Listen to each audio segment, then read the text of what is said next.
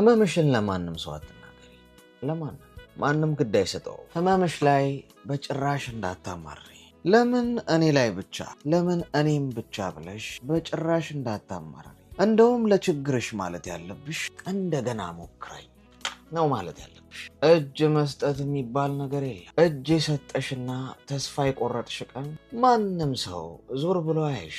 ለአንቺም ግድ የሚሰጠው ማንም ሰው የለም። ጠንካራ መሆን ለድርድር የምታቀርቢው ጉዳይ አይደለም። ጠንካራ ስትሆኚ ደግሞ ለጥንካሬሽ ማንም ሰው አያስፈልግሽም።